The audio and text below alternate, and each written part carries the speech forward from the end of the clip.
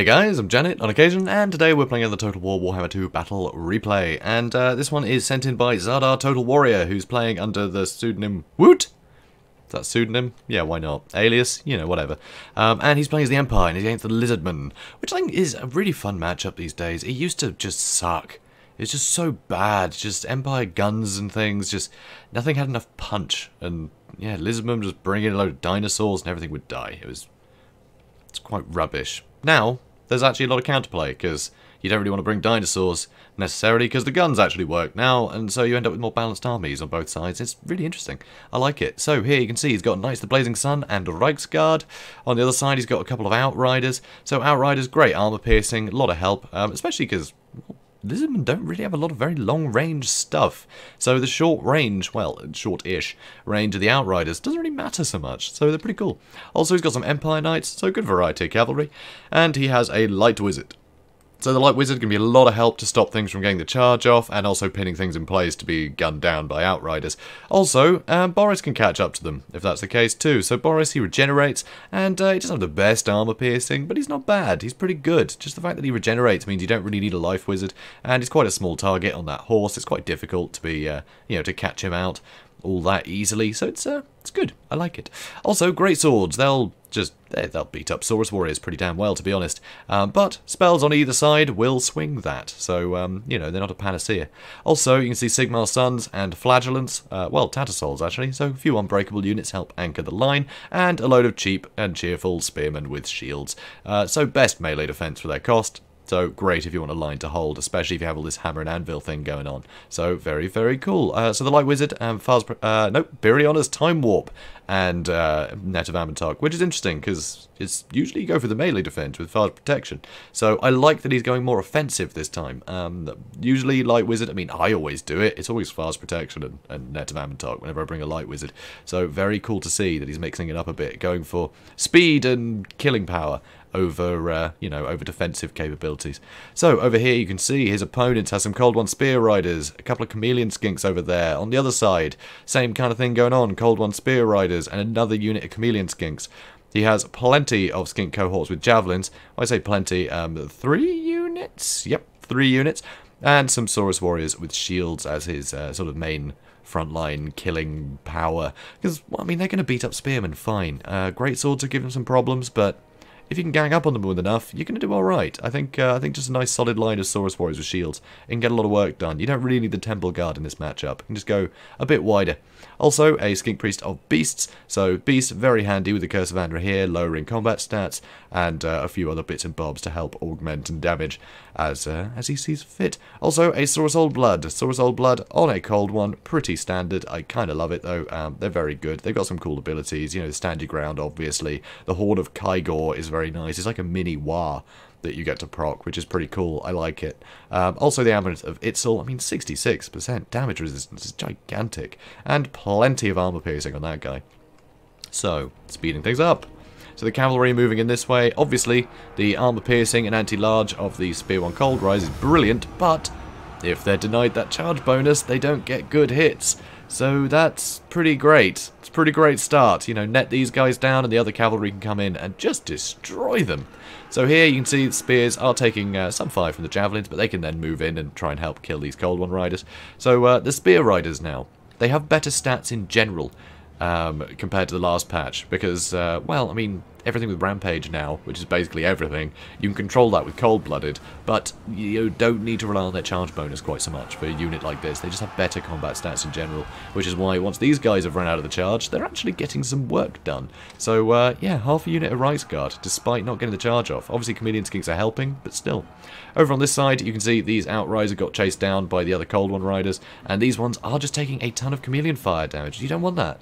You don't want that at all. This is very bad for the Outriders, not great, but this side is going much better. The front line, you know, across the board, it's pretty much even, frankly. It's not really going to... it's not going to swing one way or the other. It depends what goes on the wings. And at the moment, this side is in the favour of Lizardmen, and this side is in the favour of the Empire.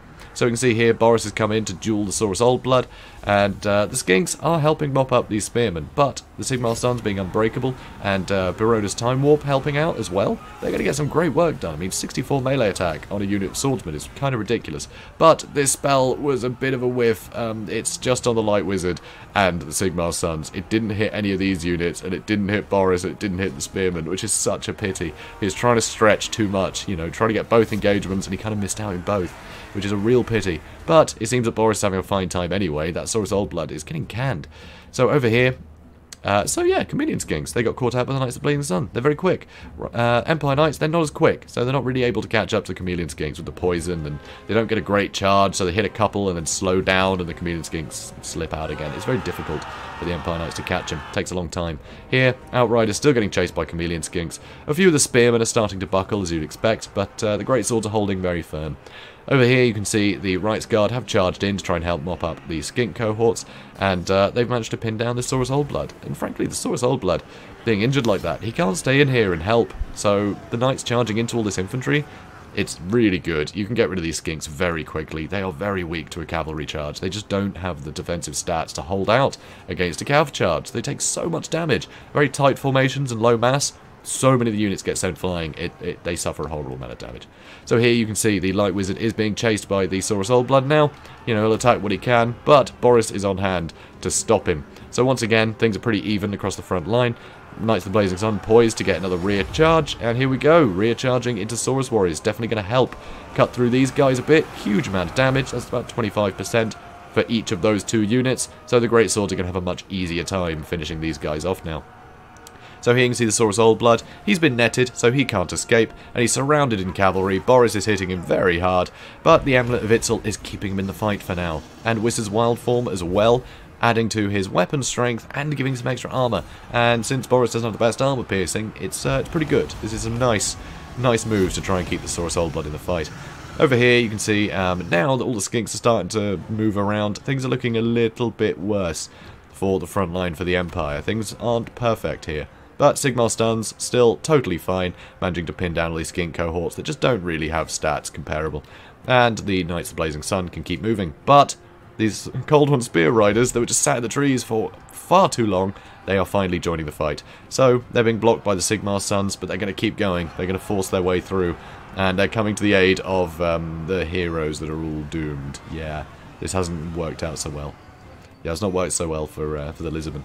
Anyway, now though, Knights of Blazing Sun, they're not really a match with the Cold One Spear Riders one-on-one. That anti-large and armor piercing is very, very tough, and 90 armor is kind of enough, frankly. It's, yeah, the Knights of Blazing Sun aren't going to get a lot of hits in. They're not going to get a lot of damage in. They just don't have the combat stats without getting the charge in. They just don't do enough damage. So they're going to get dragged down by the far superior Cold One Spear Riders, at least in a prolonged engagement. They just have all the tools they need to kill other cavalry. Knights of the Blazing Sun, they're a bit more multi-purpose. They're alright against cavalry if you can stop them getting the charge and you get the charge off with the Knights of the Blazing Sun, but they're mainly all-purpose kind of things. They're nice and quick, they can keep out of the way of other cav and get nice charges into other units, and of course the fire damage is nice too. Oh, and magic resistance is also a nice bonus, which is often overlooked. But anyway, so here you can see the Cold One Spear Riders. They did a fine job, they got rid of most of the Knights, and now Boris is in here trying to deal with them, which, with his regeneration, not a bad call. He has managed to break them, so that's pretty great. But here the Skink Priest has come back. They weren't able to chase him off, because of course he can fly, which is a nuisance. The Light Wizard did get chased away by the Saurus Warriors, but he can run away, but I don't think he's going to. Here we can see another Flock of Doom getting some good work into these greatswords, but the whole front line for the Lizardmen has buckled, and it's not going to be difficult to chase these Skink cohorts off a second time. And in the air, the Skink Priest, he's almost had enough. He's wavering, and he's not even in combat. Over here, Boris is chasing away the Cold One Spear Riders. There's still plenty of infantry. Right at the back, though, you can see the Rights Guard managed to catch out the Chameleon Skinks. But over here, the last of the Knights of the Blazing Sun are trying to get on top of these. They just don't have enough health left. They're just too damaged. I mean, normally it'd be great. They'd be a great counter to the Chameleon Skinks, but when they're that injured, they just can't get near enough. They just can't. Would have been better just send some of these cheap spearmen after them. Who cares if they get wiped out? You know, it doesn't even matter. But it keeps these guys busy. But at this point, without the leadership and a load of other units being chased off, army losses hit. So that'll be it. That'll be it. So, Pyrrhic victory. And I like this. I like this a lot. I think it's a really cool build. Because, I mean, you've got the big armor piercing, you know, with the Outriders. You can just have them just hit just behind your line, basically. You can just use them as a gun line, sort of behind your main line, if you need to. If it's just going to be a dinosaur rush, then you can net one of the dinosaurs and just gun the heck out of it. Or you can just use a net on a dinosaur that's trying to get into the back line to deal with them. You can plug up a load of gaps, but the Outriders can get a ton of damage into very heavily armoured stuff. So it is very, very nice to have these guys. They're just a beautiful utility item, the Outriders, but you've got to be very careful with them, because chameleon skinks can get unbelievable value against Outriders, and that's kind of what happened. The Outriders did get kind of wasted, but that's because there weren't a lot of big dinosaurs, and so the focus was get the best use out of this cavalry. And as you can see, he got great use out of them. 136, 116, and 125 kills. They did exactly what they needed to do. Also, Sigmar's sons, rarely see them perform quite this well, but they were able to get in, they got some buffs, and so they're able just to slaughter Skinks. Skinks just cannot hold up against Sigmar's sons, which is awesome to see. You don't often see Sigmar's sons and Tattersalls brought in a lot of matchups anymore, which I think it's a bit of a shame. You see them occasionally, but a lot of the time they just get bogged down on something cheap, like a unit of dread spears or some rubbish, and you never really see them make an impact. But having something unbreakable there, you know, with Boris supporting, they were able to sweep through with some attack buffs. It means you got an unbreakable unit with over 60 melee attack, which is really good. So having those buffs is really nice. So I loved the Light Wizard here, you know, actually being used for the attack buffs rather than the defense buffs. It's so strange to see that. You think Light Wizard, you think very defensively, you know, net things down, buff your defenses. No, you can use them quite offensively, you know, net something down that you're trying to hunt so it can't escape, rather than netting it down because it's getting on top of you. And don't bother raising your defenses, no, all the attack. Just raise all the attack and just smash them to pieces, which is especially useful against Lizardmen because they rampage. Obviously cold-blooded you can use to control that now, but if you can just force things to rampage a lot, then you're going to be able to control the battlefield. You don't need to net something that's rampaged, and the best way to rampage something is to damage it quickly. So, attack buffs. You're going to be able to essentially net stuff down. You're going to get them stuck in an engagement. So, I really like that. It's nice, and for some reason I just never thought of it. I never thought of using Birona's Time Warp, to be honest. I don't know why. I don't know why it is. I just always use a Light Wizard to be defensive, as opposed to offensive. But, well, the best defense is a good offense, I suppose. So yeah, beautiful to see. So really cool. So guys, Zardar Total Warrior does have a YouTube channel, so go check him out. I don't usually do a lot of endorsements on this channel, but he's a good dude. Plays a lot of sort of historical stuff, as opposed to a lot of Total War Warhammer. So a good range of things on his channel. So if you want to see something other than just Warhammer, a good place to go check out. So go do that. So anyway, guys, if you enjoyed this, please do comment, like, and subscribe, and I will see you in the next one. Have a good day, guys.